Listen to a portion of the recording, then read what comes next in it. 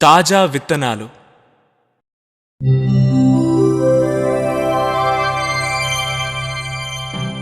విజయనగరంలో భరత్, కుమార్ అనే ఇద్దరు స్నేహితులుండేవారు. భరత్ పొరుగురికి వెళ్లాలని నిర్ణయించుకున్నాడు. నేను పొరుగురు వెళ్ళి రావడానికి కనీసం 1 ఏడాదైనా పడుతుంది. అంతవరకు నా డబ్బు ఎక్కడ దాచాలి? భరత్కి ఒక ఆలోచన వచ్చింది. ఒక జాడీలో 5,000 బంగారు కాసులు వేసి దానిపై విత్తనాలు పోసి మూసివేశాడు.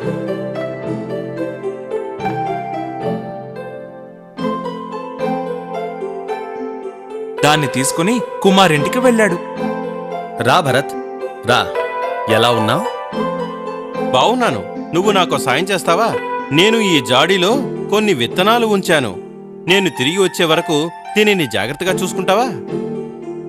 అంతే గదా, నేను చూసుకుంటాలే. నువ్వు దిగులు పడకుండా వెళ్ళిరా. భరత్ ఊరికి వెళ్లి 1 సంవత్సరం పూర్తయింది. తిరిగి రానే లేదు. జాడీలో ఏముందా అని కుమార్ దాన్ని బోర్లించాడు. అయ్య బాబోయ్, ఎన్ని బంగారు కాసులు! ఈ కాసులన్నిటినీ మనమే తీసుకుందాం. కాని నాతో ఒట్టి విత్తనాలే అని భరత్ చెప్పాడే. కుమార్ జాడీ నిండా విత్తనాలు పోసి మూసేశాడు.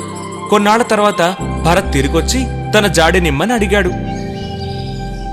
అందులో కేవలం విత్తనాలే ఉండడం చూసి దిగ్భ్రాంతి చెందాడు. కుమార్, నా బంగారు కాసులన్నీ ఎక్కడా? నేను ఈ జాడీలోనేగా దాచిపెట్టాను. నాకదంతా తెలీదే. నువ్వు ఈ జాడీలో విత్తనాలుంచవని కదా చెప్పావు. అలాంటప్పుడు బంగారు కాసులు ఎలా వస్తాయి?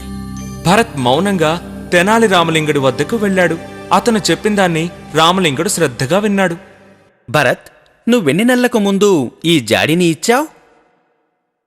1.5 ఏడాది క్రితం నేను ఈ జాడీనిచ్చాను. రామలింగుడు ఆ జాడీని సూక్ష్మంగా పరిశీలించాడు. విత్తనాలన్నీ కొత్తగా తాజాగా ఉన్నాయి. 1.5 ఏడాది అయ్యిందంటే విత్తనాలు ఇంత తాజాగా ఉండవు. కుమార్ జాడీని తెరిచి బంగారు కాసులు తీసుకుని వేరే విత్తనాలు వేసి ఉండాలి. అందువలన కుమార్ 10,000 బంగారు కాసులు భరత్కి ఇవ్వాలి. ఏం చేయాలో తెలియక కుమార్ తెల్ల ముఖం వేశాడు. అందులో 5,000 బంగారు కాసులు ఉన్నాయి, 10,000 కాదు. అలా రా దారికి. జాడీ తెరిచి బంగారు కాసులు కాజేసినందువల్లే కదా 5,000 కాసులని చెప్పావు. కుమార్ తను చేసిన పనికి సిగ్గుపడి భరత్కి 5,000 బంగారు కాసులు తిరిగిచ్చేశాడు. భరత్ తెనాలి రామలింగుడి తెలివితేటలు మెచ్చుకుని ధన్యవాదాలు చెప్పాడు.